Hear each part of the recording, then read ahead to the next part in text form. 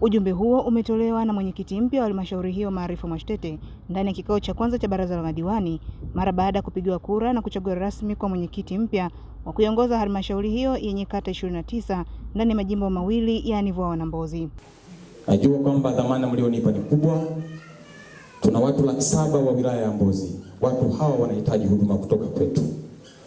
Jambo la kwanza, sisi kama madiwani ambao tumepewa dhamana hii na nyinyi mkanipa kwa nafasi hii ya kuweza kuwawakilisha, twendeni tuwatumikie wananchi. Twendeni tuweze kutoa majeraha. Sisi ni watumwa wao. Sisi ni watumishi wao. Sisi sio mabosi. Sisi ni watumishi. Twendeni tuonyeshe kwamba tuna uwezo wa kwenda kuibadilisha Mbozi na watu wanaoishi Mbozi wakafurahia kuzaliwa Mbozi.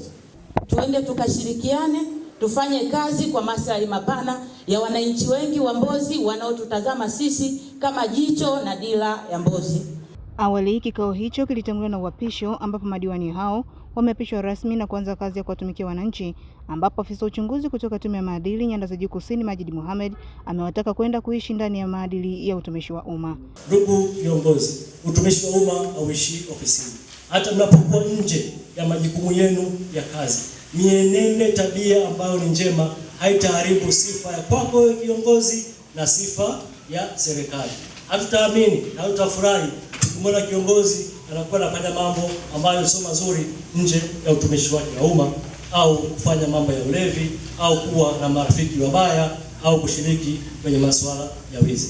Sheria ya maadili namba 13 inatupa mamlaka ya kuchunguza tabia na mienendo ya viongozi wa umma.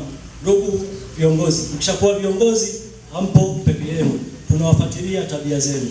Msiharibu utu wenu na sifa ya serikali. Diwani ambao tumewapa leo ni kwa ajili ya kuwatumikia wananchi. Sio dhambi kuwa na shughuli yako binafsi ya kujitafutia kipato. Ukianza kutegemea udiwani kwa ajili ya maisha yako yote, utagombana na serikali kila siku, utagombana na chama, utagombana na wenzako. Kwa kama walikuwa na mawazo kwa maana kuwa diwani, tayari mimi ni mheshimiwa, ufanye shughuli yoyote, aduka kako umekafunga ulimi, watu kukuletea, hiyo biashara haitakuwepo. Sawa sawa? Endelea na shughuli zako za kujipatia kipato. Kama ni mkulima, uwe mkulima mkubwa, uwe mfano kwa wananchi wako unaowaongoza. Aida Matthew Kraus, Songwe.